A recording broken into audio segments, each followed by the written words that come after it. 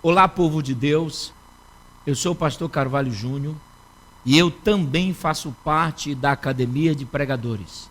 Uma escola online que fará uma diferença radical na sua vida e na sua história. Nós vamos estudar o livro de Deus, que é a Bíblia Sagrada. Uma coisa importante que você deve pensar agora: em quem eu vou investir? Invista em você mesmo. Academia de Pregadores, aonde você cresce, aonde você aprende, aonde você aprimora o seu ministério. Deus te abençoe.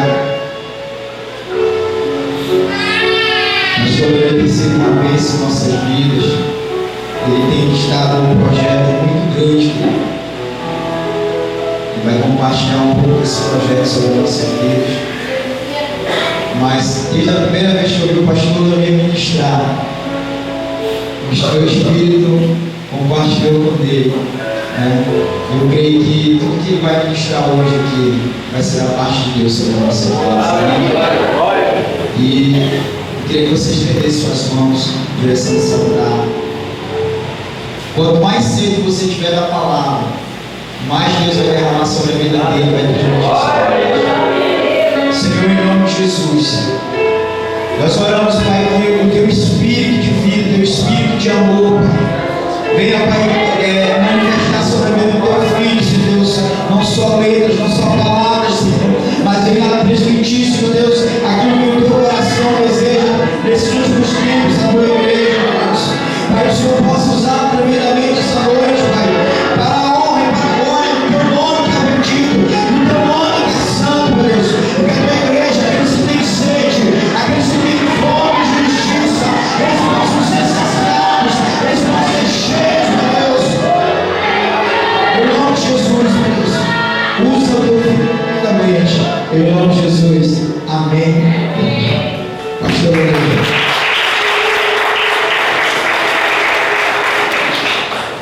Glória a Deus. Boa noite, queridos. Que a graça e a paz do Senhor seja com cada um, amém? Vamos tomar só. Eu queria, antes de nós irmos aqui, eu queria compartilhar algumas coisas com vocês sobre o projeto. E como hoje é o nosso primeiro dia juntos aqui, nós vamos ter 3 dias, né? De hoje até, pode tomar só assim. Vamos ter 3 dias para compartilhar, então nós vamos quebrar aquilo que nós vamos ministrar em 3 partes, para que a gente possa esmiuçar melhor, entender melhor aquilo que Deus está trazendo para esse tempo, para essa geração, para o nosso tempo. Mas antes eu queria falar um pouco a respeito do projeto que nós estamos inseridos, que é o projeto Go to China, que é o projeto Vamos para a China, seria em português. Esse projeto é um sonho que Deus colocou no nosso coração já fazem praticamente 15 anos. 15 anos atrás, Deus falou conosco, falou primeiramente comigo, depois falou com a minha esposa. Nós ainda éramos solteiros na época, mas Deus falou profundamente conosco a respeito dessa nação. E desde então nós temos orado pela China, nós temos buscado informações, nós temos orado diariamente pelos povos não alcançados da China. A China é um país imenso, hoje, atualmente, com cerca de 1,7 bilhões de pessoas. É muita gente.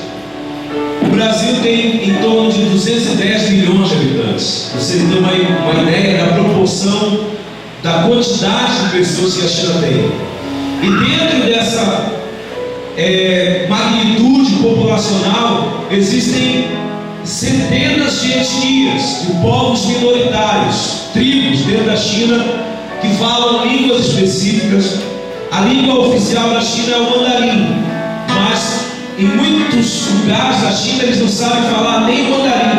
É como se fosse aqui as nossas tribos indígenas do Brasil, né? Tem muita tribo indígena no Brasil que não fala português. Não falam português, nada do português, e são brasileiros, né? São povos dentro do Brasil. Na verdade, o Brasil é composto de mais de 270 povos, né? Então, quando Deus falou conosco sobre a China, nós começamos a orar, e em vários momentos nós tentamos ir, mas Deus, Ele sempre tinha uma palavra para nós esperarmos, e nos direcionava para um outro lugar. Então nós já trabalhamos como missionário no sudeste do Brasil, no centro-oeste do Brasil, no nordeste do Brasil. Já trabalhamos como missionários na Venezuela, no Paraguai, na Argentina, em Guiné-Bissau, na África.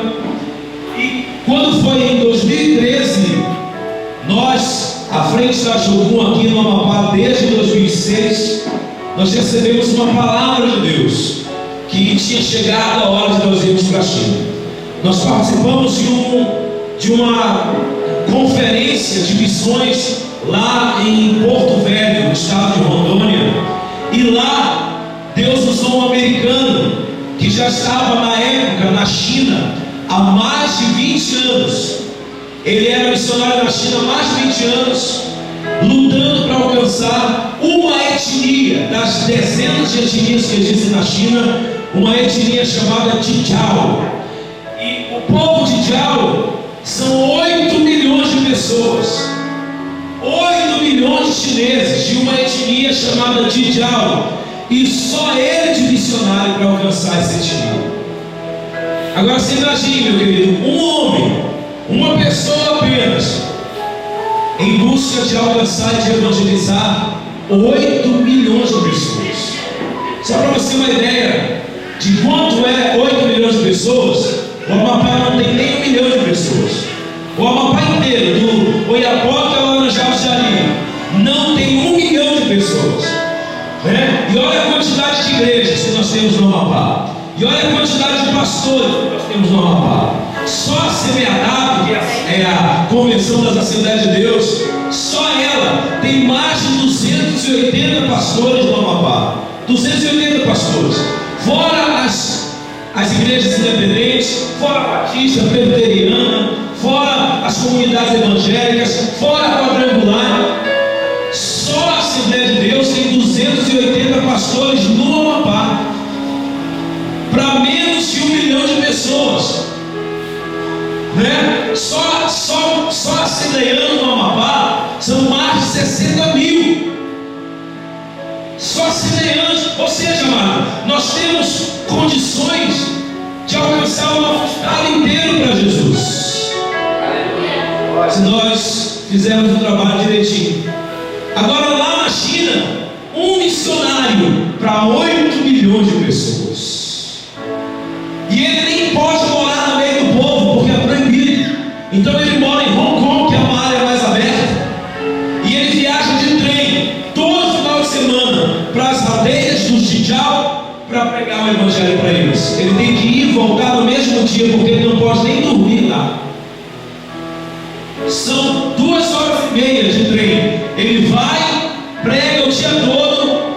Muitas vezes ele leva a bicicleta dele, enche de Bíblia os bolsos e a mochila, e sobe montanhas entregando Bíblia e evangelizando. Então esse americano que estava mais de 20 anos lá, foi quem ministrou para a gente na conferência, numa audiência assim de mais ou menos umas 2.500 pessoas, e nós estávamos lá no meio representando o Amapá. E no meio daquela conferência teve um workshop só com ele, e mais ou menos umas 500 pessoas se inscreveram e foram para um salão ao lado para ter um tempo só com ele, para ouvi-lo a respeito das oportunidades da China. Minha esposa, eu e os meus filhos fomos para lá. E quando nós sentamos bem na frente assim, para ouvir melhor, para aprender melhor, e ele começou a ministrar, e ele ministrava chorando, em prantos, assim, sabe quando você vê o desespero da alma de um missionário, clamando por ajuda, pedindo por socorro? Ele chorava e dizia em inglês: venham comigo, me ajudem. Se vocês me derem 50 pessoas, eu tenho 50 lugares para colocar ele. Se vocês me derem 50 obreiros, eu tenho 50 vilas para colocar eles lá na China. Mas não é para amanhã não, é para hoje. Ele dizia desse jeito: não fique orando, não fique pensando, vamos embora agora. E ele vinha na frente assim, e ele olhava nos nossos olhos, e foi quando ele chegou bem em cima de mim, da minha esposa, e ele era tão assim, quase 2 metros de altura, brancão, loiro. Ele olhava nos nossos olhos, as lágrimas escorrendo assim pela camisa dele, e ele olhava para nós e dizia: go to China, go to China, go to China. Que levamos para a China. Naquele dia ali, minha esposa e eu caímos de joelhos, com os nossos filhos ali em prantos, naquele salão, entregando a nossa vida para a China, entregando a nossa vida para que Deus nos use. Voltamos lá de Rondônia determinados a ir para a China, e agora nós estamos já há 2 anos, na verdade 2 anos, agora dia 20 de janeiro vai fazer 2 anos. Nós estamos morando em Curitiba, no Paraná, no centro de treinamento da base de Jogum Sem Fronteiras, que é uma base que trabalha com missões transculturais. Já passamos por 2 anos de treinamento intensivo, treinamento pesado, de 11 a 12 horas de aula por dia. Escola transcultural, escola de estudos bíblicos, escola Palavra Viva, escola preparatória para programa de líderes, várias escolas, escola de liderança, escola pastoral, escola de projetos, para que nós possamos pegar todas as ferramentas possíveis para servir aquela nação. E esse ano agora de 2016, a partir de agosto, nós estamos saindo do país. Nós vamos para uma ilha que fica no litoral dos Estados Unidos, chamada Kona Kailoa, faz parte do arquipélago do Havaí, onde fica a sede da Universidade das Nações. Nós estamos indo para lá, para morar lá por 2 anos. Nos primeiros 6 meses nós vamos estudar inglês, vamos imergir no inglês. Nós já estamos estudando inglês em um método chamado Uptime, lá em Curitiba, só que é só para a gente construir a base. Esse método é só para a gente adquirir vocabulário, 6.000 palavras em inglês, para que quando nós formos para Kona, nós vamos ser proibidos de falar português. Durante 6 meses, a única comunicação em português vai ser entre nós lá em casa, mas em todos os outros ambientes de estudo vai ser tudo em inglês. É proibido falar português. Cada palavra em português que a gente fala, a gente paga 50 centavos de dólar. Então é proibido falar inglês, é para forçar a gente a não falar inglês, porque depois desses 6 meses nós já temos que falar fluentemente o inglês, para nós podermos fazer um outro treinamento chamado Wood Script, que é um treinamento linguístico de alfabetização. A minha formação é na área da educação, eu sou formado em pedagogia aqui pela faculdade atual, e eu sou professor de ciências, história e geografia lá em Curitiba, na escola Aprender e Viver. A minha esposa é formada em tecnologia de redes e pós-graduada em segurança de redes de computadores. E nós vamos entrar logicamente na China como profissional, porque a gente não pode entrar como missionário. Eles não dão visto de missionário.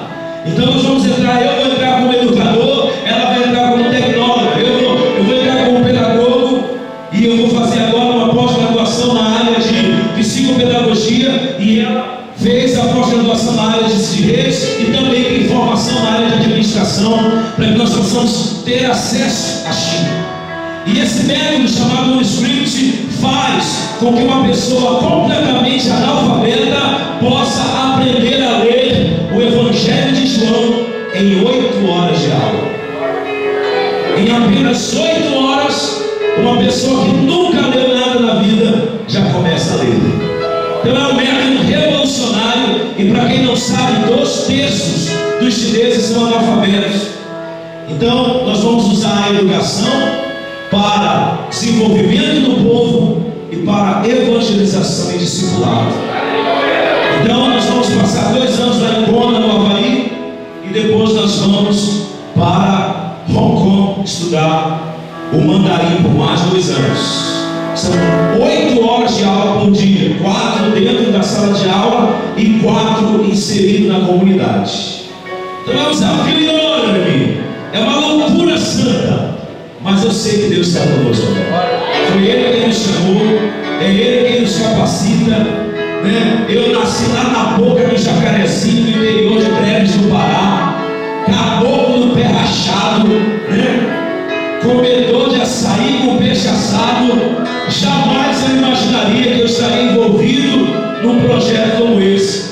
Mas Deus é um Deus que faz do jeito que Ele bem entende. Ele tira a pessoa de onde quer que ela esteja para realizar o propósito dele na terra. A gente não pode limitar o agir nem o poder de Deus, amado. Quando nós nos entregamos para Ele, quando nós deixamos a nossa vida disponível para Ele, Ele pode nos usar da maneira que Ele quiser, nos lugares que a gente jamais imaginou estar. Então eu louvo a Deus por estar representando o Amapá nas nações, por estar representando o Amapá no sul do Brasil atualmente, por ir representar o Amapá lá no Havaí, por ir representar o Amapá lá na China.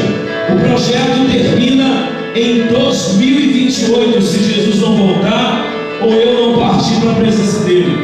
Se Deus quiser, em 2028 a gente retorna para o Brasil com uma missão, porque Deus já falou o que é que eu vou fazer depois de 2028. Deus falou que eu vou ser o mobilizador de missionários para a China. Então hoje eu estou indo para a China, vou permanecer na China por 10 anos, na cidade de Guangzhou, região de Cantão, onde tem a maior feira internacional do mundo, uma cidade com 12 milhões de habitantes, maior um pouquinho por causa da região metropolitana que chega a 16 milhões do que São Paulo, e tem apenas 8 missionários trabalhando nessa região. Então meu propósito é ir para lá, evangelizar, treinar líderes, desenvolver ministério e depois começar a levantar brasileiros para ir lá evangelizar a China. E você pode ter certeza que o primeiro lugar que eu vou perturbar é o Amapá.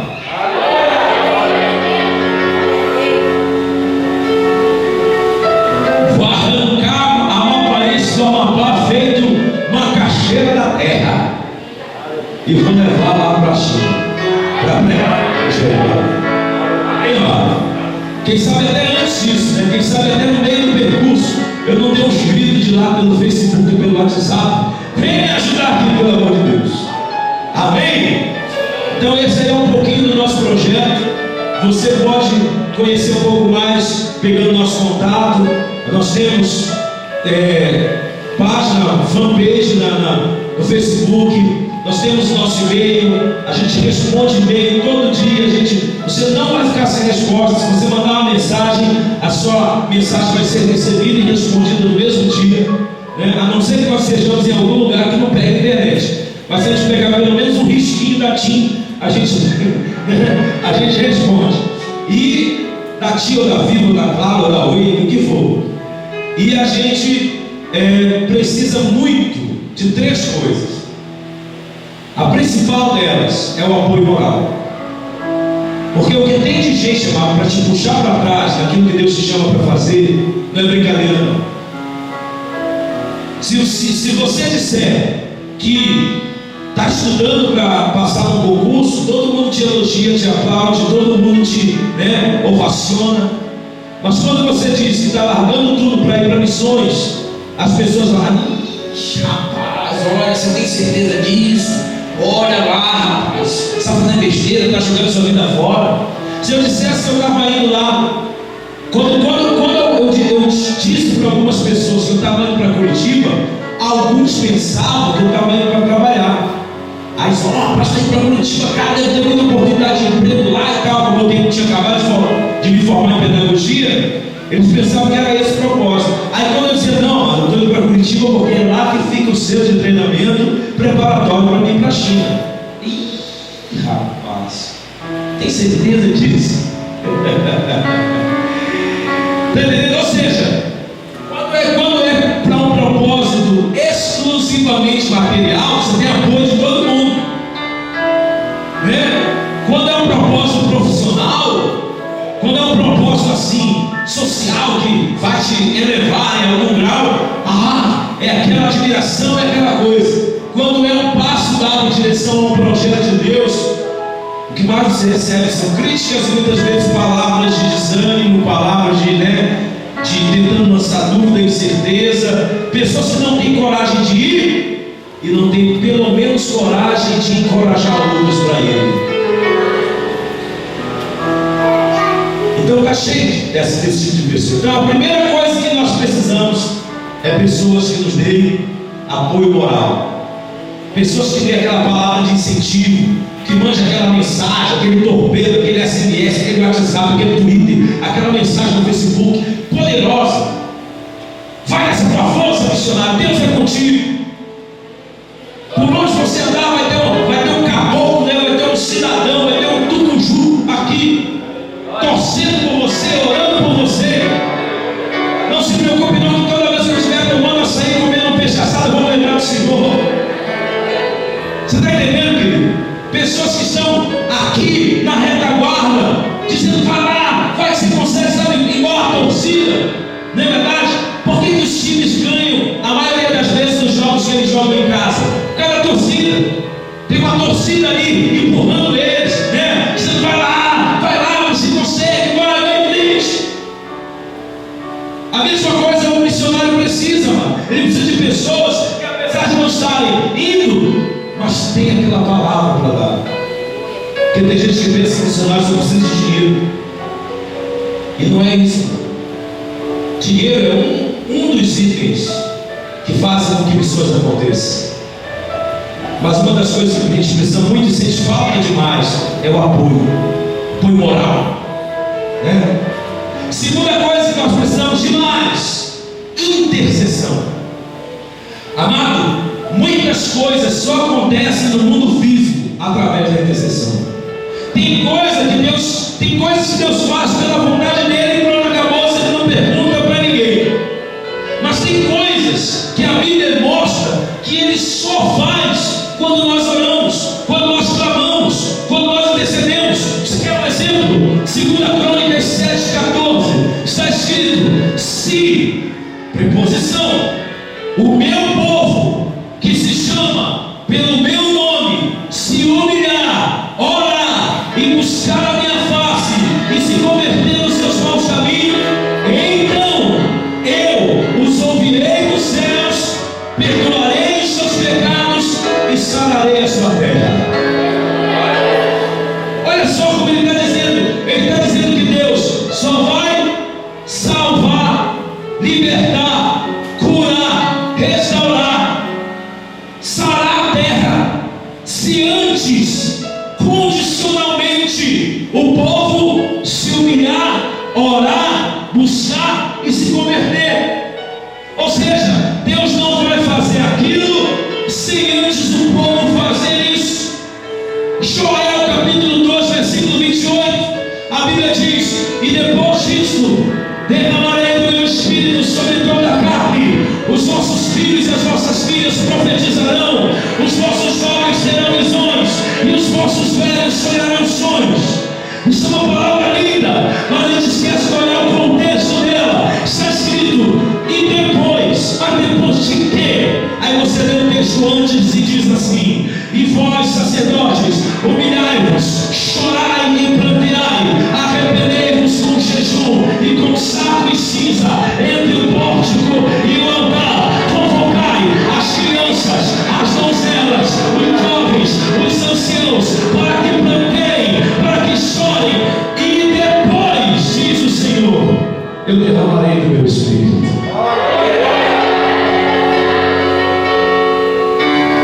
Ou seja, o derramamento do Espírito só vem depois do quebrantamento, depois do arrependimento, depois do jejum, do choro, avivamento não vem só por eu dizer eu quero, me dá, igual a música da Danoninho.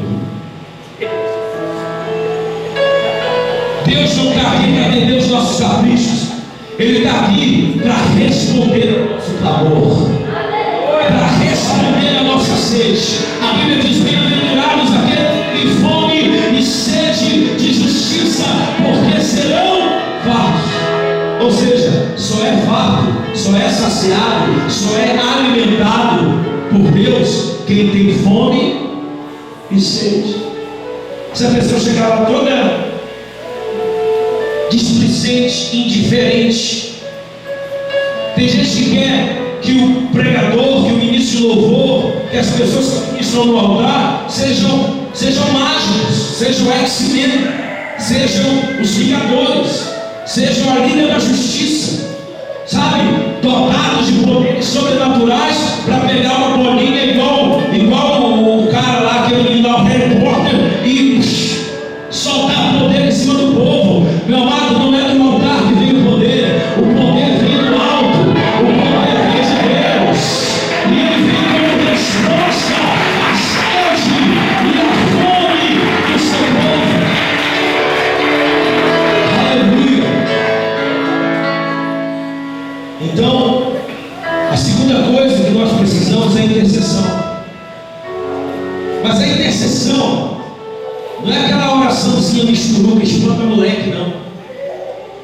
É intercessão mesmo, é entrar na brecha, é batalhar espiritualmente. Senhor, olha o teu missionário que está lá em tal lugar, que está lá em tal vila, que está lá em tal tribo, Senhor. Eu não sei o que ele está passando, eu não recebo nem mensagem dele, Senhor. Ele está isolado lá, mas o Senhor sabe como é que ele está, sabe o que ele está passando, que a família dele está passando. Então eu te peço que o Senhor vá lá agora, e seja qual for a necessidade dele, o Senhor esteja atendendo. Isso é intercessão. Não é simplesmente estar no almoço e dizer: Senhor, abençoa os órfãos, as viúvas e os missionários. Só isso não basta. Você tem que ter um tempo específico dentro da sua oração para orar especificamente por alguém.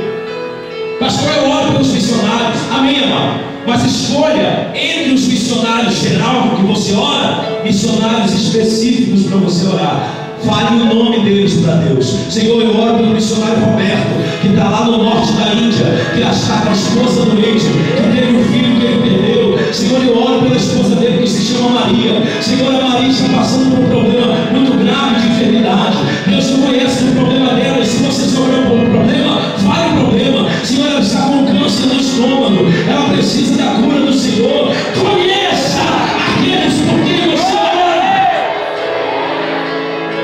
É muito fácil ficar orando assim: Senhor, abençoa todo mundo, que todo mundo, meu irmão, todo mundo tem nome. Graves erros que nós cometemos na hora de interceder, nós não sabemos pelo que intercedemos. A gente faz aquela oração sendo atacado. É ou não é verdade? Senhor, abençoa 2 igrejas aqui no Novo Horizonte, quase igreja. Fale o nome delas. Fale o nome do pastor que está lá na frente. Tem gente que sabe o nome do pastor, não sabe o nome da esposa do pastor. A esposa do pastor não tem nome, é esposa do pastor. Quero chamar agora a esposa do pastor, não tem nome não. Qual é o nome da esposa do pastor Roberto? É isso aí. Então quando você for orar, não diga assim: Senhor, abençoa a esposa do pastor. Fala para o sobrenome.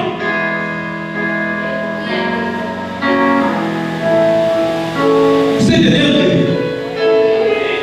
Deus está nos ensinando que nós precisamos aprender a lutar estrategicamente no reino de Deus. Sabe qual é o nome do líder de bairro do Novo Horizonte? Qual é o nome do presidente de bairro do Novo Horizonte?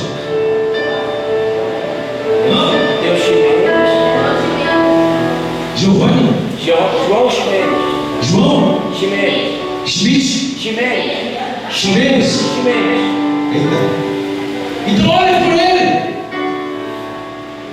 Olhe para que Deus me ilumine. Olhe para que Deus capacite. Olhe para que Deus dê sabedoria a ele. E se possível, vá na casa dele e ore na cabeça dele.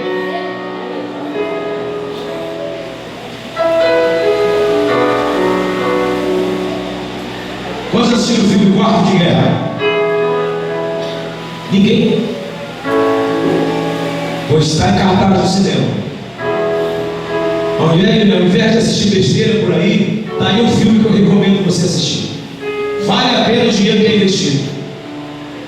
A gente gasta muitas vezes 15, 20 reais enchendo o busto de hambúrguer, que entope tudo quanto é veia e artéria, e não tem coragem de dar 15 reais, 20 reais numa entrada no cinema para assistir uma coisa que vale a pena. Porque o filme Quarto de Guerra é uma das maiores revelações que eu já vi até hoje sobre o poder da oração intercessória. Recomendadíssimo. Faz uma caravana aqui de quadranga e vai tudo para assistir o Quarto de Guerra. E depois volta, compra um livro, porque já tem um livro Quarto de Guerra, que vale a pena também comprar. Aqui em Macapá, no centro, eu já vi aqui depois que eu cheguei, lá está lá o livro Quarto de Guerra, que mostra como você estabeleceu um quarto de guerra na sua casa. Aleluia! Mostra como você estabeleceu um quarto de guerra na sua casa e transformar esse quarto, o seu quarto, uma salinha, qualquer coisa, qualquer espaço que você tiver, um ambiente separado para você entrar em conferência direto com o céu, com Deus e fazer coisas extraordinárias acontecerem na terra. Aleluia!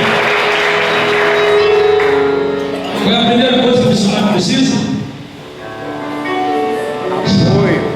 Apoio moral. Apoio moral. Quem falou apoio moral? Tem um que falou alto apoio moral. Primeira coisa que o missionário precisa? Apoio moral. Muito bem. Segunda coisa que o missionário precisa? Intercessão. Intercessão. Alguém que guerreie por ele. Senhor, enquanto eu não vou, eu vou lutar junto com o teu guerreiro, com o teu servo, com o teu ungido, daqui da minha casa, daqui da minha igreja. Eu vou chegar meia hora antes da igreja, ao invés de ficar de pau furado, eu vou dobrar meus joelhos. Se eu não sei orar de joelho, se eu não acho que orar de joelho é interessante, eu vou orar em pé, eu vou orar deitado com a boca do pó, meia hora, para que o Senhor intervenha naquela obra, lá onde quer que ele esteja. Eu estou lá com ele em oração. Onde os seus pés não vão, os seus joelhos com certeza vão te levar.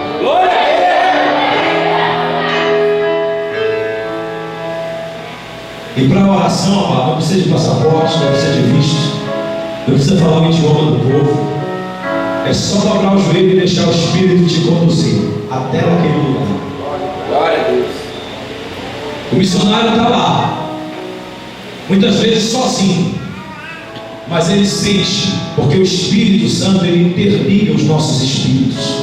Todos os nossos espíritos estão interligados, porque nós estamos ligados à mesma fonte, que é o Espírito Santo. Então o missionário recebe o conforto de Deus lá onde ele está, através da sua oração. Ele recebe o fortalecimento de Deus lá onde ele está, através da oração. Mas o missionário também precisa de uma terceira coisa, que é a contribuição. Porque, amado, infelizmente, para que o missionário coma precisa ter comida, para que o missionário vista precisa ter roupa. É na verdade. Para que ele viaje precisa ter passagem. Não existe passeio para missionário. Para a gente, só para você ter uma ideia, para nós irmos agora para a Kona, lá na arquipélago do Havaí, nós vamos ter que pagar só de visto consular, $160 por cabeça. Nós somos 5, cada um $160. Calcule aí, transformado para reais, está quase abeirando R$3.000 só de visto, só para carimbar o passaporte. para eles poderem entrar no país. Aí tem mais as passagens, que são R$890 por cabeça. Aí calcule aí. Mais aí uma média aí de 4 mil reais. Só aí 3 mil mais 4 mil dá 7 mil. Só de passagem e visto. Ainda tem $1.200 de seguro de vida, porque é obrigatório tirar seguro de vida. $1.200 vezes 4 dá uma média aí de R$3,90 por dólar, de 4 mil reais. Então 7 mais 4, 11. 11 mil reais só para nós entrarmos no outro país. Deus é dono do ouro e da prata, sim ou não? Ageu capítulo 2, versículo 8: meu é o ouro e minha é a prata, diz o Senhor dos Exércitos. Aí alguém pensa assim: poxa, pastor, então está tranquilo, se Deus é dono do ouro e da prata, Ele vai lhe dar. Verdade, amado?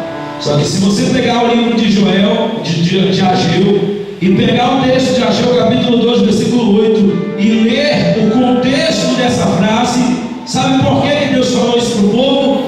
Porque o templo estava destruído, o povo estava desanimado para construir outro templo, pensando: vamos construir para quê se vão destruir de novo?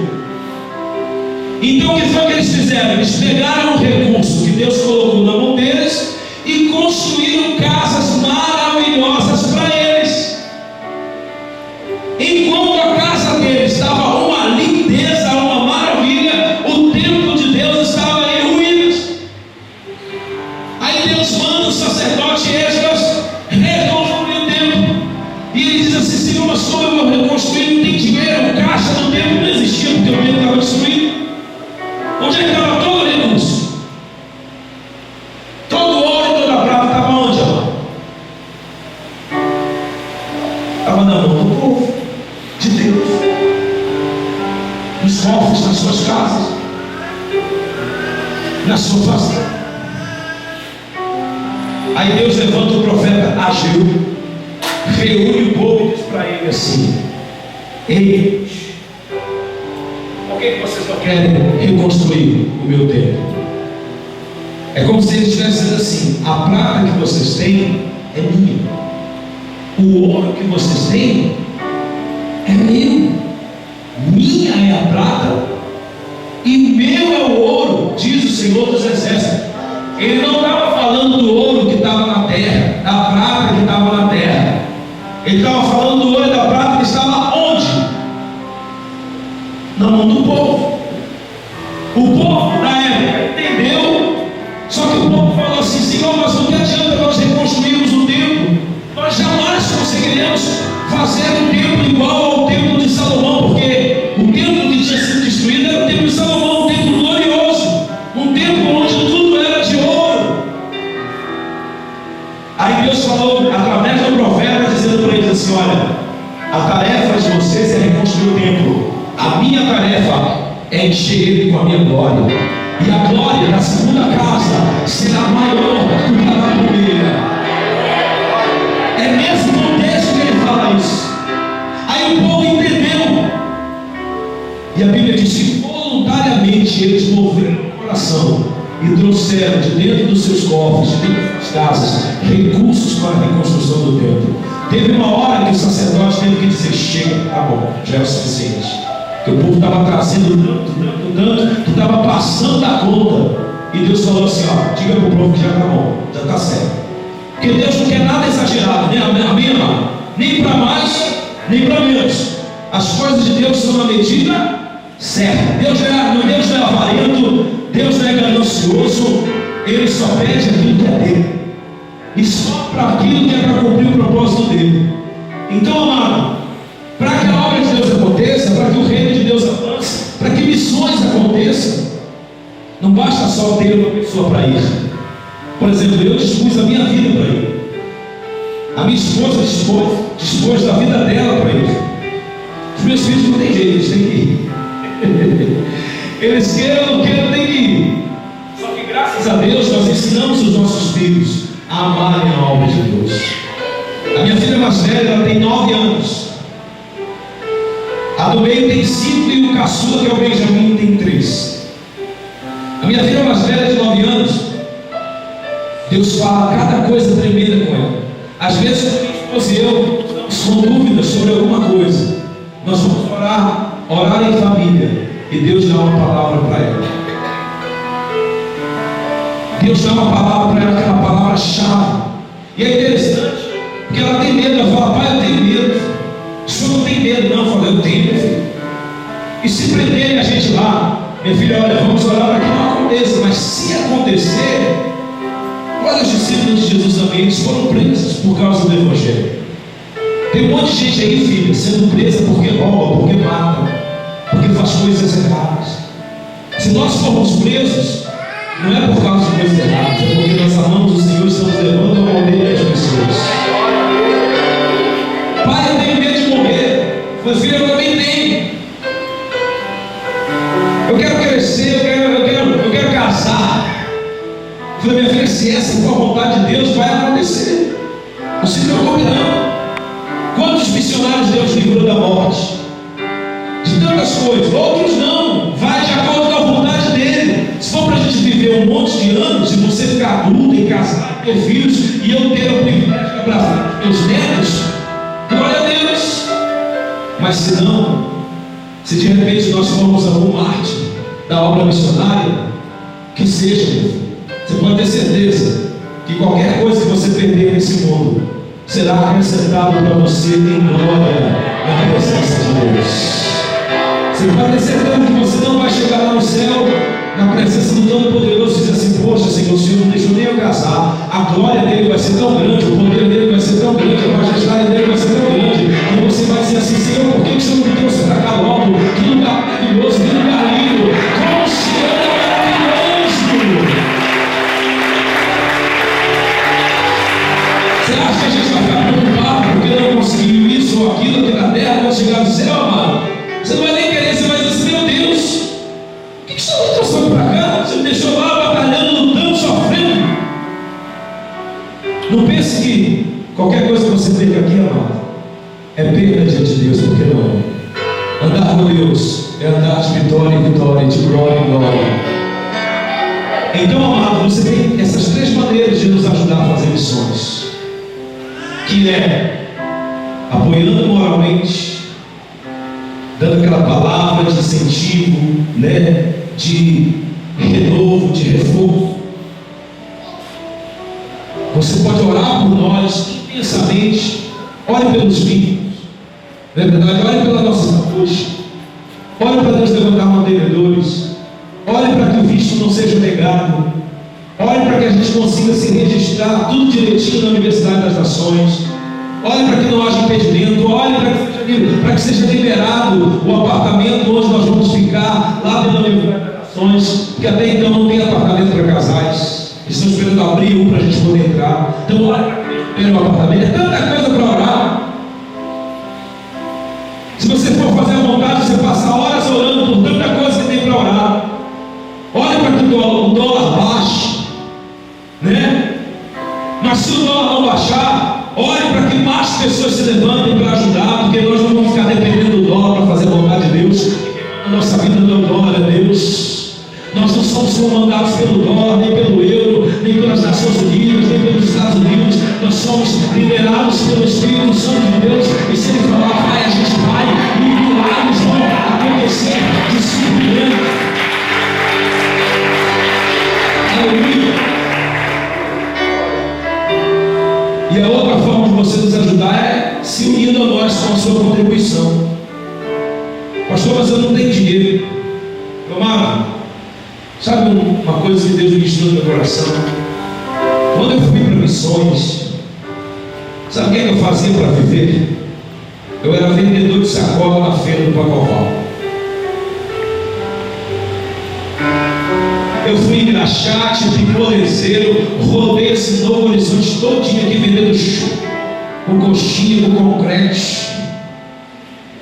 Andei aquela zona sul todinha a pé vendendo picolé. A gente nem imagina a quantidade de quilômetros que a gente anda vendendo picolé. para comprar o ovo e a mortadela para comer naquele dia. Não era nem para a semana, era para aquele dia. A minha mãe vendia frango assado na frente da feira. E no meio disso a gente estudava. Às vezes tinha dinheiro para o ônibus, às vezes não tinha. Fui bombeiro mirim aqui, da terceira companhia, do Corpo de Bombeiros. Dos 15 aos 18 anos, ganhava 80% do salário mínimo para ajudar nas despesas de casa. Mas sabe uma coisa? A minha mãe, uma senhora analfabeta que viveu o tempo todo trabalhando de dona de casa, sem nunca ter a sua carteira assinada, que quando ficou doente não conseguiu mais trabalhar nas casas das famílias, começou a fazer venda na frente da casa. Nós investimos na obra de Deus. Desde que eu entendo por gente, a minha mãe era dizimista, nos ensinou a ser dizimista. Quando eu pegava o meu salário, ou quando eu pegava o dinheiro que eu ganhava nas vendas, ou do engraxate, a primeira coisa que eu fazia quando chegava em casa era colocar tudo em cima da mesa, moeda, nota. E ela dizia assim: meu filho, a primeira coisa que nós vamos fazer agora é separar o dízimo do Senhor. Aí ela separava, ela não sabia contar, então ela mandava eu separar. Se eu quisesse enganar, ela bem enganava, empurrava uma nota para cá ou para lá. Mas eu tinha um temor no coração, então ela dizia: meu filho, está certo. Eu falei: tá, mãe, está certinho. Ela falou: pronto, isso aqui é o dízimo. Aí ela jogava uma latinha de leitinho. Aí ela dizia assim: agora você vai separar uma oferta. Eu falei: mãe, você separou o dízimo? Vai ficar lá. Ela dizia: meu filho, o dízimo é a obrigação, a oferta é de coração. E ela me ensinou um princípio que eu não esqueci mais até hoje. Ela disse: meu filho, se o dízimo é obrigação e a oferta é de coração, então o conselho que eu te dou é você dar sempre mais em valor de oferta. Você deu o dízimo. Por exemplo, se o dízimo é 10 reais, então dê 15 de oferta. Eu falei: mas vai ficar o que para a gente? Ela disse: vai ficar o que é nosso, para nós administrarmos para o Senhor. Eu vou dizer uma coisa para você: nunca passamos fome, nunca faltou o pão, o leite, o café, o ovo, a mortadela, a farinha na nossa mesa. Quando tinha bife, era festa. Quando tinha aquele frango assado que sobrava porque ela vendia, aí de vez em quando eu torcia para sobrar uma banda de frango. Eu até fazia oração contrária, assim: eu não deixo ninguém ver esse último pedaço aí. Ficava só aquela bandinha de frango lá no fogo, já douradinha. Final da feira, eu dizia: mãe, vamos embora. Não, ainda falta essa banda aqui. Eu dizia: meu Deus do céu, o Senhor cega todo mundo, tira a visão, porque ele não vê esse frango. Irmão, quando a mamãe dizia assim: agora vamos, porque a gente olhava aquele frango em cima da assadeira, era festa, era grita, era alegria. Ela dizia: não sei por que vocês estão alegres assim. Eu nem vendia banda de frango. Ela falou: mas não é por isso mesmo. Esse aqui não é. Nós vamos orar ela todo dia lá em casa. Era festa nesse dia. E nunca nós deixamos de dizimar, nunca deixamos de ofertar. Casei com uma mulher que tem o mesmo princípio. Eu louvo a Deus pela vida da minha esposa. Nós somos casados há 14 anos. Namoramos 3 anos e 9 meses. Ou seja, em tese nós estamos juntos aí há quase 18 anos. E desde o nosso namoro, ela tinha o trabalho dela, eu tinha o meu, e nós juntávamos no final do mês o meu dízimo e o dízimo dela para dar na igreja. A minha oferta é a oferta dela para dar na igreja. E sabe qual era o culto principal que nós tirávamos para ofertar? O de missões. Mal sabíamos que um dia Deus ia separar a gente para o campo missionário. Eu me lembro que quando eu me formei em magistério, o meu paraninfo, que foi a minha tia, na verdade, a minha paraninfo, ela me deu um anel de formatura de uma joalheria de Goiânia. Não sei se vocês lembram aqueles goianos que vinham para cá vender anel de formatura na época das escolas que tinham escola técnica de 2º grau. E ela me comprou um anel, que na época ela pagou de 10 vezes no boleto, porque não era nem boleto, era carnê. Na época era o carnê. Sabe de uma coisa, querido? Quando estava estava já quase com a 8ª parcela paga, eu fui no culto de missões. Veio um missionário da África pregar na minha igreja. Missionário que estava com a família lá já há anos servindo na África, já pregava mais de 20 países. Contou experiências que ele viveu lá. Passou fotos naquela época no retroprojetor, aquelas transparências. Hoje é o data show, né? Naquela época era as transparências. Eu olhei aquelas fotos, eu ouvi aqueles testemunhos, eu olhei para aquela família e disse: meu Deus, o que é que eu estou fazendo pela tua obra? Eu não estou fazendo nada. Às vezes a gente reclama de sair na chuva para evangelizar, de sair no sol, está muito quente hoje, para fazer uma visita, para ir num posto de saúde, no hospital, para ir numa penitenciária, fazer uma visita para alguém. Às vezes é até parente nosso, nem parente nosso a gente visita, alvará os estranhos. E naquele dia eu me senti tão pobre diante da grandeza daqueles missionários. E aí, na hora da oração, para levantar a oferta para eles voltarem para a África e continuarem o trabalho deles, eu peguei a oferta. Eu já tinha uma oferta separada naquela noite para ofertar. Eu peguei aquela oferta, coloquei na mão, falei: Deus, está aqui a oferta que eu vou mandar para os missionários. Aí, quando eu estava orando lá pela oferta, eu olhei para minha mão e eu vi o anel. Eu olhei aquele anel e falei: meu Deus, esse anel aqui, ele pode ajudar tanto esses missionários. Eu sei que a minha oferta vai ajudar, mas esse anel aqui vai servir de quê, meu Deus? É só um enfeite, é só um adereço. Se eu puder, através desse anel, ajudar esses missionários a chegarem lá, que coisa boa não vai ser? Eu falei assim: mas todo mundo vai brigar comigo. Minha mãe com certeza vai brigar comigo. Minha tia então vai arrancar meu couro. Mas, Senhor, é meu. Me dera. E se ele servir para que uma alma, uma só vida se converta, não tem valor que pague isso. É a verdade. Eu tinha 17 anos na época. Peguei o anel, arranquei o dedo e fui caminhando para o altar, como igual Abraão, eu estava levando Isaac para sacrificar. E eu ia pensando, e aí aquela dúvida da minha mente: não vou fazer isso, que é isso? Não, meu Deus, o magistério. Aí eu fui. Quando eu cheguei na frente do gasofilaço lá daquele lugar, eu tinha colocado para depositar as ofertas. Alguns colocaram relógios, anéis, pulseira, brinco, cordão, né? Naquela época o pessoal colocava aquele celular da Ericsson, tijolaço, né? Eu olhei assim lá para dentro e falei: Deus. Aí eu joguei a oferta, olhei para o anel e falei: Deus, tira todo o apego material do meu coração agora e usa esse anel para que vidas sejam alcançadas lá do outro lado do oceano. E o anel lá dentro. Irmão, eu voltei triste. A Bíblia diz que Deus ama quem dá com alegria. Mas quantos aqui já experimentaram uma tristeza profunda depois de um sacrifício terrível? Só que o meu coração estava triste, mas a minha alma estava alegre, estava feliz. Eu voltei triste, humanamente falando, por causa da perda de um item precioso, mas a minha alma, o meu espírito estava alegre em Deus, por eu saber que aquele recurso ali ia para um propósito maior, que era o reino de Deus. E eu pude ver tantos milagres acontecendo na minha vida nessa área. Depois desse anel ali dentro, amado, eu vi tantos milagres de Deus acontecendo na minha vida. Não por causa do anel, mas por causa do coração sincero, obediente, generoso.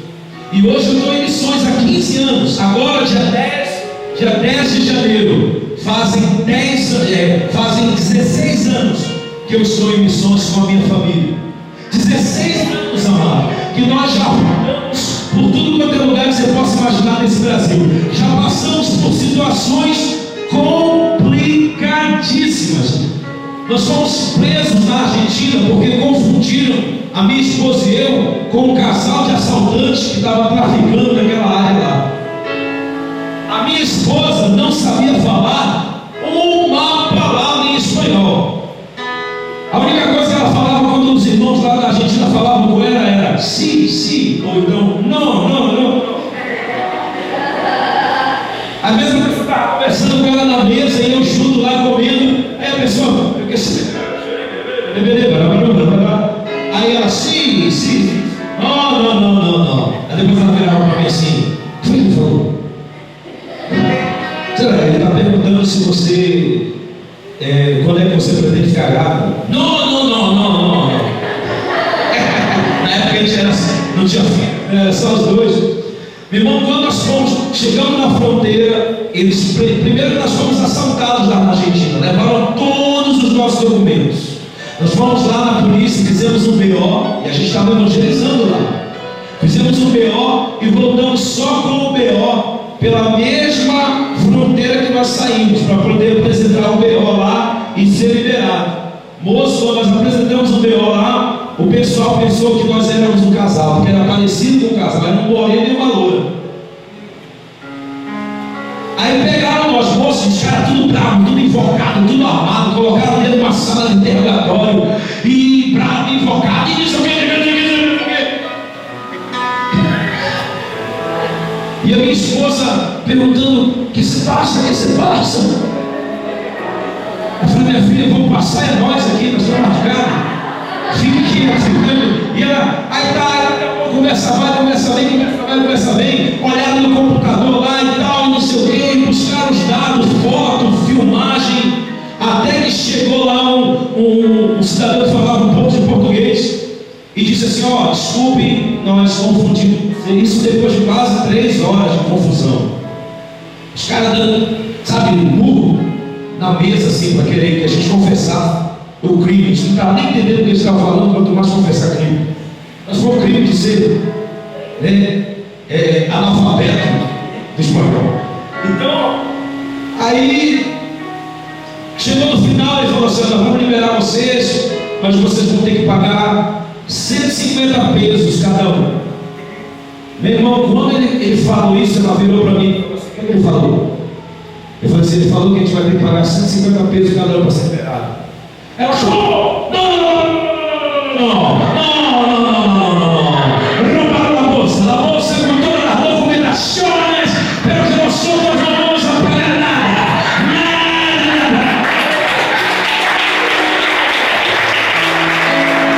Eu fico olhando para ela assim. Rapaz, a mulher recebeu uma unção de línguas. A mulher, 1 minuto atrás, não sabia falar uma palavra em espanhol, mas falou em dinheiro. A mulher começou até a falar em línguas. Falei: meu Deus, se pedisse R$1.000, ela falava até em línguas estranhas aqui. Ela era até batizada no Espírito Santo aqui, rapidinho. Você está entendendo, amado? Nós passamos por coisa que você não imagina. Teve avião com a gente indo para a África que quase cai o avião. Ele pegou uma queda livre de 5 minutos, caiu tudo, abriu tudo. A gente estava jantando na hora, comida para todo lado, o povo gritando e a tripulação gritando.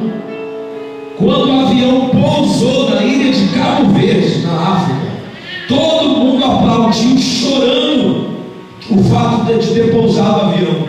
Irmão, chegou o povo saiu tremendo assim do avião, caçando lugar para pisar. Eu então, que tenho pavor de voar, aí eu ia saindo perto de uma senhora assim, aí ela disse assim: meu Deus, fazem 27 anos que eu faço essa rota, e essa é a primeira vez que eu acontece isso. Aí eu olhei assim: meu Deus, tinha que ser na minha. Tu é doido, é? A mulher que 27 anos nessa rota, que é a primeira vez, e eu na minha primeira vez. Obrigado aí pela parte que nos coloca. Eu tive que andar 23 quilômetros para achar uma tribo perdida dentro da mata, chamada Cábedo. Aí está indo eu e meu irmão, o missionário Neizinho, com a mochila na costa. Aí eu falei, mas o caminho é esse mesmo? Ele falou, não, é esse mesmo. Eu falei, mas é seguro? Não, tranquilo. Tá bom. Fui embora com ele, conversando, batendo papo, aí de repente os barulhos para dentro do mato. Assim. Meu irmão, e era barulho.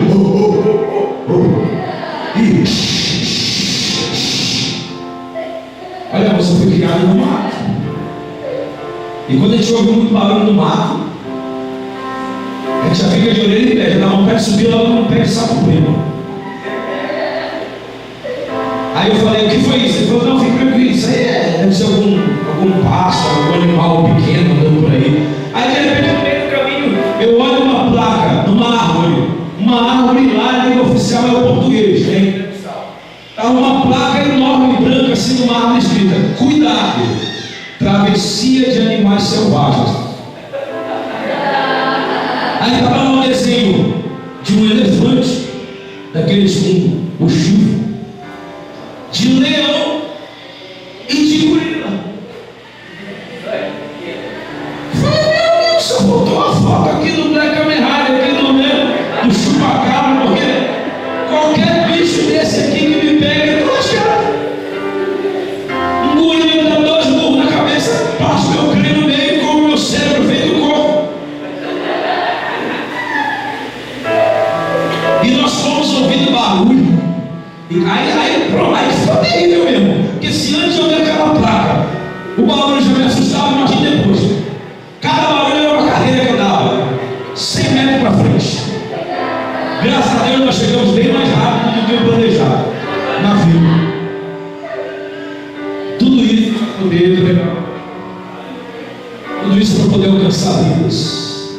Eu fui numa aldeia no sul da Bahia chamada Meio da Mata. Minha esposa estava grávida de 5 meses. Aquela barriguinha assim, aquele buchinho para frente, igual o meu.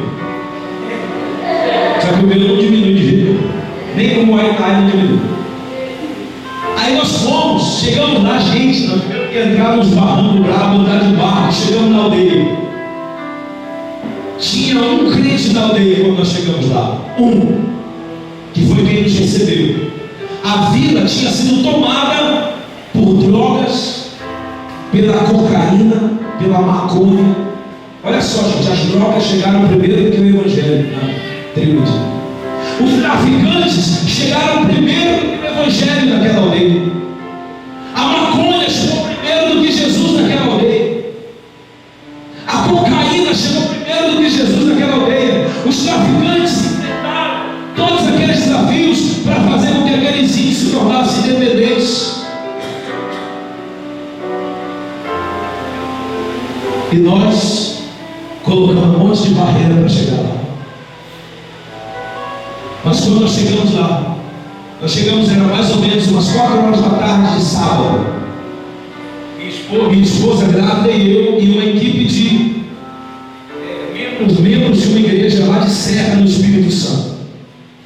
Quando nós ficamos lá, o pastor que nos levou chamou o cacique e falou: seu cacique, o cacique é alcoólatra. Chamou o cacique já estava meio bêbado, que era sábado à tarde. Nós queremos fazer um culto aqui na aldeia. O senhor permite? Ele falou: tem que chamar a liderança da aldeia. Aí chamou a liderança. Era mais ou menos umas 5:30 da tarde, a liderança se reuniu e eles pediram autorização para a liderança para fazer o culto. Mas onde vai fazer? Aí tinha uma escola indígena lá que cedeu o prédio deles para a gente fazer. Na verdade, o prédio não, era só um salão assim, coberto de palha e meia parede de madeira. Eles disseram assim: não, pode fazer aqui a reunião. Aí ele falou assim: eu vou convocar a aldeia. Meu amado, quando deu 7 horas da noite, já estava tudo escuro, não tinha energia elétrica, era no lampião.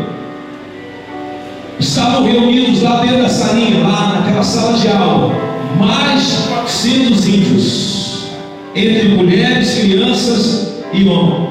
Praticamente toda a aldeia estava reunida ali. Não tinha som, não tinha teclado, não tinha bateria, não tinha nada, não tinha microfone. Aí um irmão lá ministrou alguns louvores no gogó e no violão, a capela.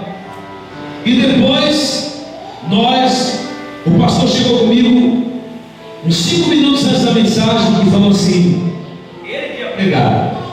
Ele virou para mim e falou assim, missionário, Deus falou para mim que é você que vai pregar hoje aqui. Eu falei, pastor, falta 5 minutos para pregar. Ele disse, pois é, meu irmão, o soldado tem que andar preparado. Ainda mais missionário tem que andar preparado o tempo todo. Te vira, vai, canta, ora, porque é você que vai pregar hoje. Eu falei, meu Deus do céu. E os índios não falavam, boa parte deles não falavam português, eram índios pataxós. Índios pataxós.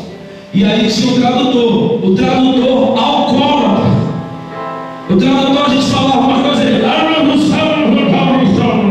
e não sei o que, e a barba fumando assim.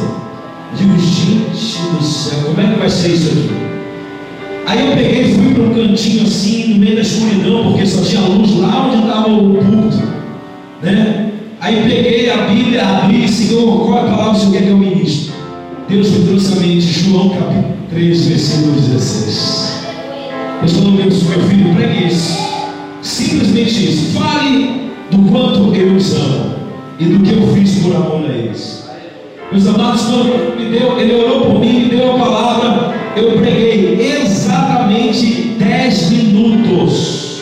10 minutos gravados. Foi o tempo que eu preguei. E aí eu terminei de pregar. O pastor disse, agora faça o apelo. Aí eu fiz o apelo. 27 adultos entregaram a vida para Jesus. E todas as crianças estavam lá. Inclusive o cacique, o filho do cacique, a esposa do cacique e os 5 líderes da aldeia entregaram a vida para Jesus. Ao todo, entre adultos e crianças, foram mais de 55 pessoas que entregaram a vida para Jesus naquela noite de sábado. Depois nós comemoramos, tomamos uma sopa com eles lá, e aí amanheceu o dia. O cacique chegou com o pastor principal às 5 horas da manhã. Ele acordou a gente dormiu tudo dentro da escola. Ele acordou a gente e falou assim, pastor, e agora? Ele falou, e agora como, meu filho? A gente já aceitou Jesus, o que a gente faz agora? Agora vocês vão servir a ele. E o que a gente faz? Como é que a gente serve a ele? Eu falei, ixi. Pessoal, vocês têm que ser batizados agora, né? O próximo passo foi, então batize nós agora. Aí o pastor olhou assim, olhou para nós, e aí, senhor, eu falei, vamos batizar. Ele falou, mas e o discipulado? Eu falei, pastor, existem 10 textos em Atos dos Apóstolos que falam sobre o batismo. Todos eles aconteceram imediatamente após a conversão. Você não vai ver um texto na Bíblia que defenda que o batismo só pode acontecer depois de um tempo. Nenhum. Isso foi coisa criada pelo homem. Na verdade, a pessoa deveria se batizar exatamente após a sua conversão. É por isso que algumas igrejas do mundo já têm o batistério aberto todo domingo. Toda vez que alguém se converte no culto, ela já vai lá atrás, veste a roupa de batismo e já é batizado na mesma noite que ela aceita Jesus e já vai para casa como membro da igreja de Jesus Cristo. E aí também pastor para ele ficar amarrando a pessoa, e outros que nem querem ser batizados, já estão anos na igreja, pastor, preparado. Então tu não vai para o céu, irmão, porque tu não está preparado. Aquele que crê e for batizado será salvo. Se você só crê, mas não foi batizado, não está completo o processo. Pastor, mas eu estou na igreja, faço parte até do ministério de louvor, do teatro da igreja, vai para o inferno com máscara de teatro e tudo, cuspindo fogo, inclusive.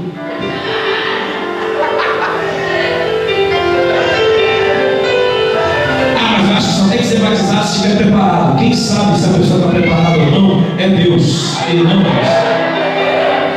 Se a pessoa quer ser batizada, ela deve ser batizada imediatamente. Aí o pastor consultou a gente, nós demos a nossa opinião. Ele falou, então vamos batizar. Irmão, nós descemos, porque não tinha rio, tinha.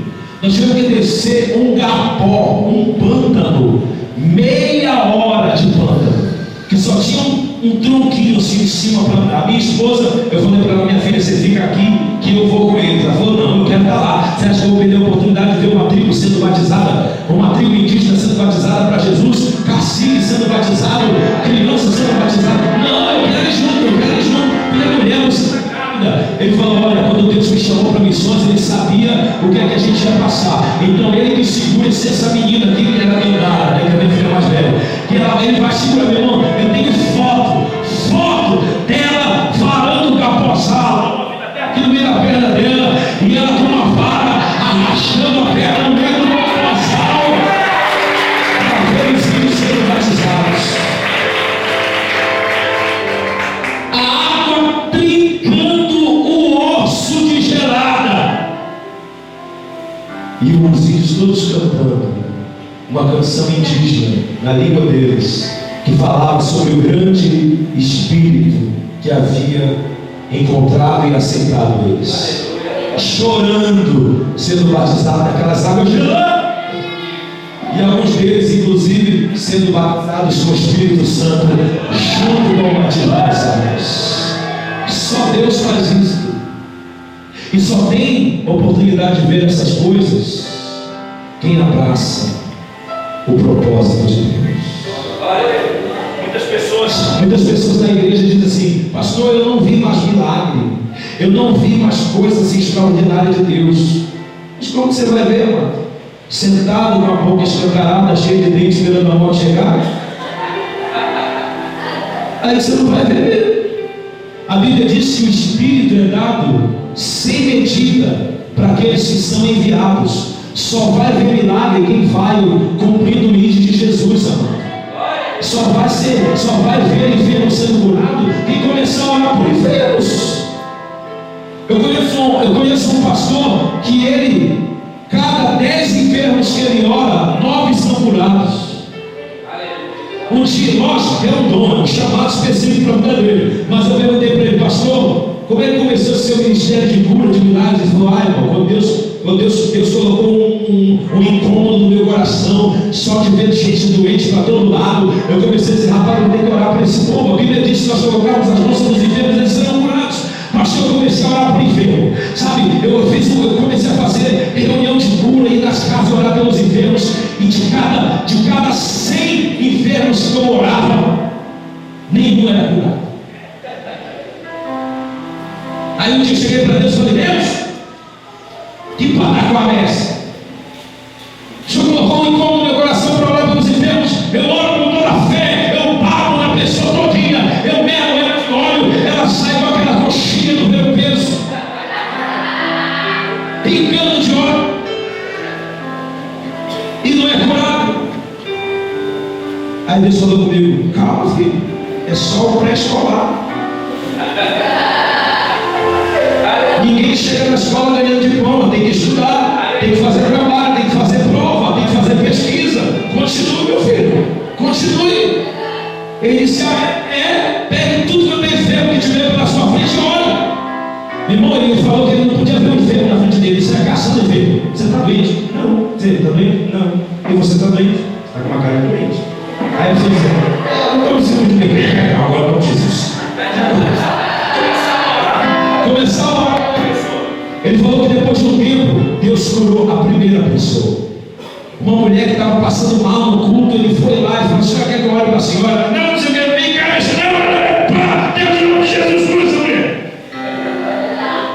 Quando eu terminei de orar, a mulher olhou para mim assim, eu estou curada. A mulher nem queria oração.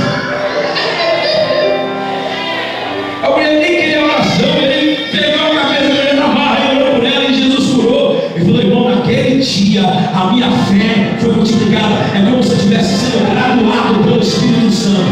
Dali para frente comecei a orar. Aí um era curado, o outro não era curado, o outro não. De cada 100, 10 era curado, de cada 100, 15 era curado. E hoje eu tenho visto Deus curar centenas, milhares de pessoas pelo mundo afora. Mesma coisa evangelista. Pastor, eu nunca ganhei uma alma para Jesus. Mas não prega aqui, como é que é? É a mesma coisa que a pessoa está com uma língua e um anzol debaixo do braço e dizer, eu nunca pesquei nem peixe. Mas não vai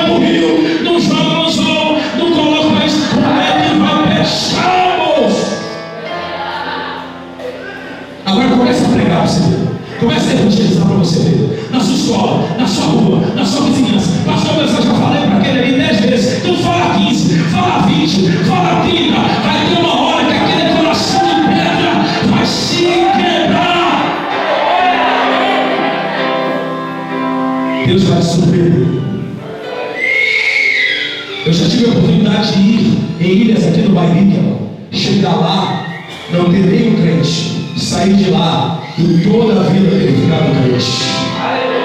Em uma semana. Não é a gente que faz, é Deus quem faz. Mas precisa que alguém se coloque à disposição de Deus para que Ele faça, para que Ele cure, para que Ele restaure. Tem gente que tem chamado para resgatar famílias. Pastor, eu sinto que eu tenho chamado assim para ajudar casais. E quantos você já ajudou? Nenhum, pastor, mas eu acho que eu tenho esse chamado. Um monte de casal arrebentado ao redor dele, e ele está lá esperando o quê? Um pedal, Robinho de Jeová. Vai, meu irmão, e faz o que você tem que fazer.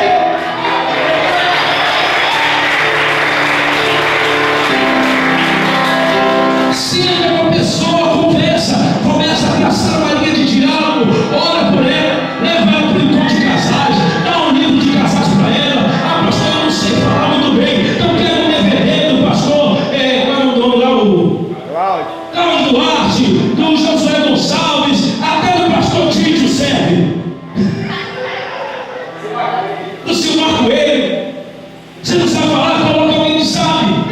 Você tem um chamado para famílias, então começa a ler livros, apostilas, participa de seminários, de cursos, entra na internet, ao invés de ficar assistindo porcaria, ponha palestras, ponha pregações sobre família, sobre casais. Como é que você vai conquistar o que Deus quer se você não se posiciona?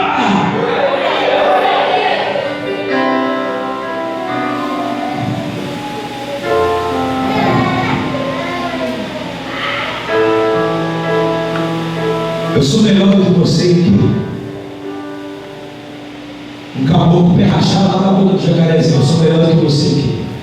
Sabe onde foi a minha formação? José Ribamar Pestana, Santana, pegando lapada de cabo de velocímetro.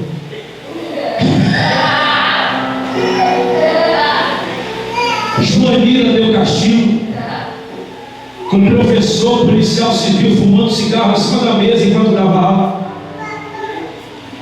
Esther da Silva Virgulino e Ruth Bezerra, onde a gente encontrava a gente atracada um com o outro o tempo todo pelos corredores, inclusive com os diretores e professores.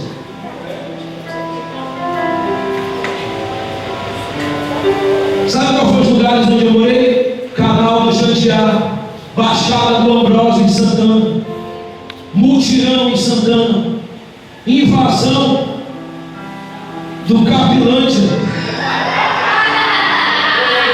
que hoje é o famoso Novo Horizonte, onde vocês moram. Eu fui um dos primeiros moradores aqui do Novo Horizonte, o famoso Capilândia. Arrancaram nós da invasão lá do Igarapé das Mulheres e jogaram aqui em cima do lote, no meio do mato, dizendo aqui vai ser uma nova terra. Nós olhamos para um lado para o outro, cadê a terra, Jeová? A gente ia pegar ônibus lá no projeto Minha Gente, andava uma escuridão medonha aqui, com um boi correndo atrás da gente das fazendas, atravessava aquele muritizal ali, dando topada e caindo dentro do lago, porque não tinha luz nenhuma. Quantas vezes eu vinha lá no Joaneira do Castilho em Santana, pegava o ônibus até o centro, pegava o ônibus até o projeto Minha Gente e atravessava de lá até aqui no Capilândia, que eles chamavam de Capilonge na época.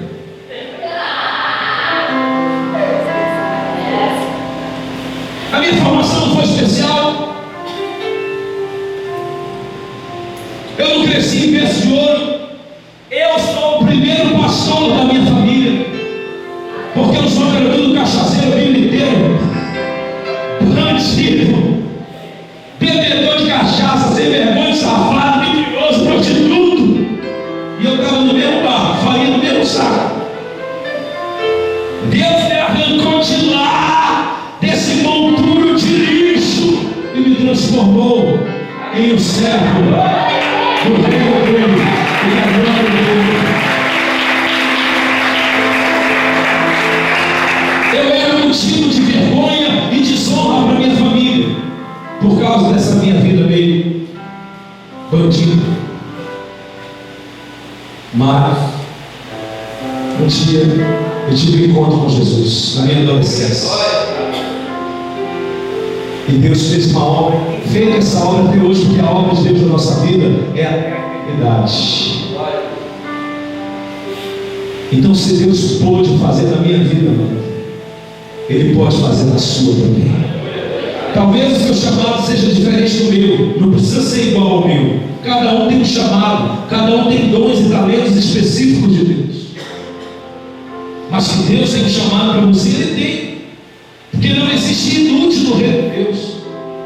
O problema é que muita gente prefere ficar na sua. Muita gente prefere viver a sua vidinha no seu mundinho. Muita gente prefere seguir o seu próprio caminho, ao invés de viver os sonhos de Deus, os projetos de Deus. Meu amado, Deus quer impactar o mundo através da sua vida. Deus quer impactar as nações através da sua vida. Deus quer impactar o Amapá através da sua vida. Deus quer impactar o Novo Horizonte através da sua vida. Deus quer que esse bairro fique pequeno para o que Ele vai fazer através de você aqui. Mas não basta Deus querer. Você tem que querer também. Se tem uma coisa que Deus não faz, é obrigar ninguém, forçar ninguém a fazer nada. Deus não está me obrigando a ir para a China. Deus não falou assim, Leonei, ou você vai ou eu te mato. Ou você vai ou eu vou te perseguir o resto da sua vida. Não. De tanto eu andar com Ele, o desejo do coração dele foi transferido para o meu coração. Eu estou indo para a China por amor a Ele e não por obrigação. Eu sei que se eu quisesse ficar aqui e fazer o trabalho aqui, eu podia, Ele não ia me odiar por isso. Mas se eu sei que Ele me quer lá, então é lá que eu quero estar. A minha parte aqui no Amapá, eu já cumpri. Foram 8 anos servindo a Ele incansavelmente nessa terra do Cuju, de Laranjal do Jari ao Oiapoque, Guiana Francesa, Suriname, Guiana Inglesa e Peru. Em dia nenhum, eu me esquivei do trabalho, eu me esquivei da obra. Eu fui acusado de trabalhar demais na obra, mas nunca de trabalhar de menos na obra. Então a minha oração nessa noite, para essa primeira noite juntos aqui, é para que Deus atice o seu coração. É para que Deus provoque você. Você está entendendo? Teve um jovem depois do culto e disse assim: pastor, então, eu sinceramente ouvi tudo, achei muito bacana, muito legal, mas eu não estou interessado. Olha, eu conheci meu irmão, não estou aqui vendendo produto não, chefe. Não sou vendedor da Avon, não, da Boticário, da Herbalife, da Mary Kay. Eu não estou aqui apresentando um produto, eu estou aqui apresentando uma verdade, eu estou aqui apresentando uma mensagem. Eu não estou aqui, sabe, para fazer uma média, eu não estou aqui lançando uma marca. Se você não quer, você não é obrigado não, meu querido. Eu estou indo. Tchau.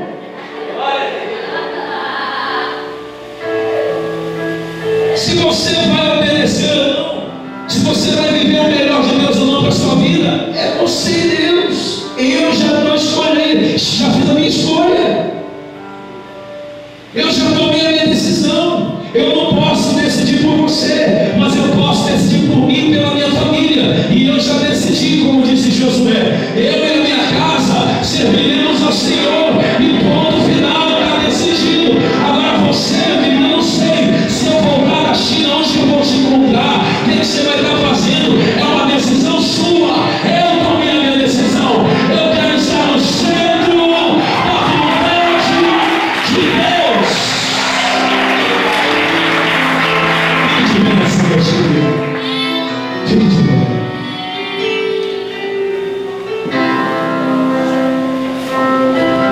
Dá um som maior para nós.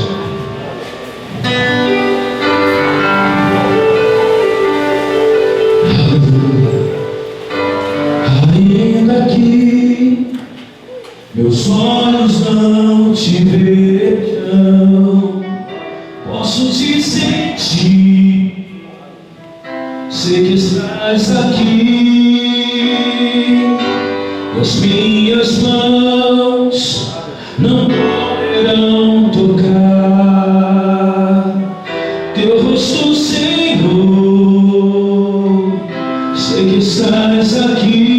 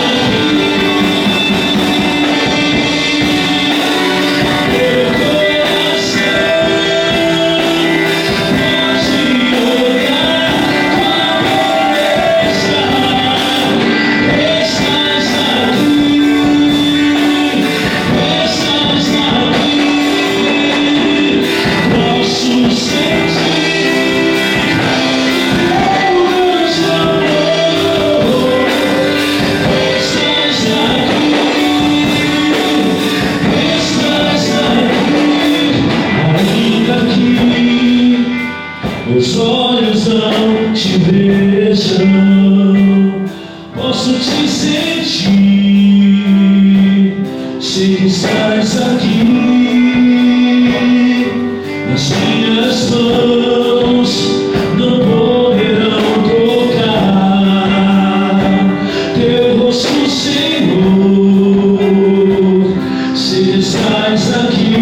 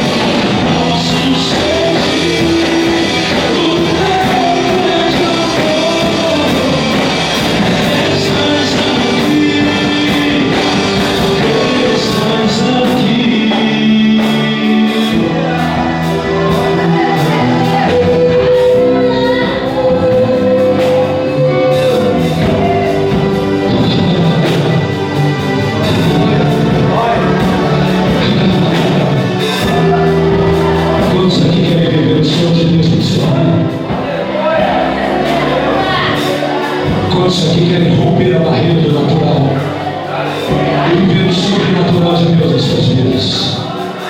Eu quero te convidar para vir aqui à frente e fazer essa oração de entrega.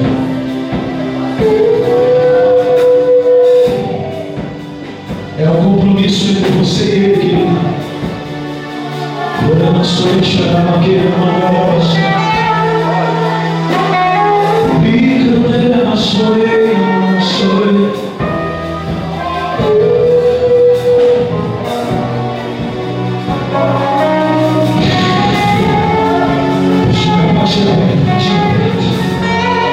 Pode chegar, Senhor.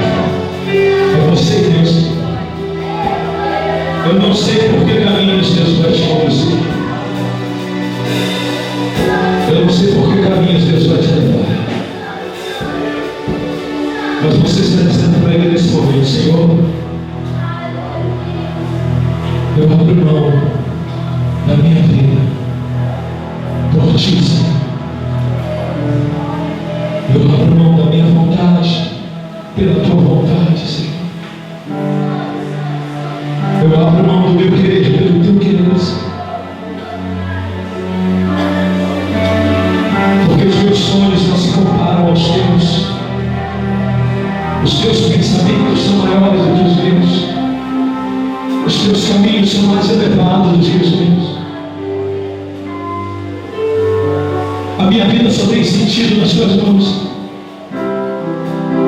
E o Senhor só pode usar alguém que está completamente entregue nas Tuas mãos. Enquanto houver algum tipo de resistência no meu coração, Senhor, o Senhor não vai poder me usar plenamente. O Senhor não vai poder me usar por completo. Eu não quero que o Senhor use apenas parte. Eu não quero que o Senhor use apenas partes da minha vida, áreas da minha vida. Eu quero que o Senhor me use por completo, me tome por completo. Eu quero ser como um holocausto que se queima por completo no altar. Não me importa o que sou, nem o que tenho diante do que Tu és. Rasgo minhas vestes, minha coroa, e ofereço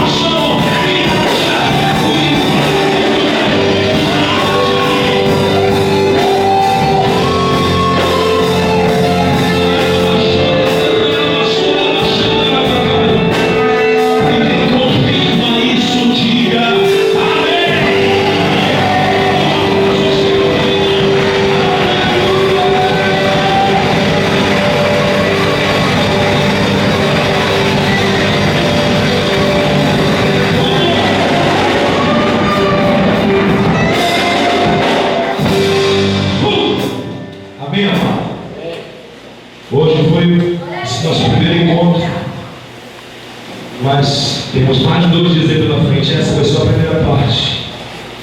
Deus ainda tem muito mais para nós, amém?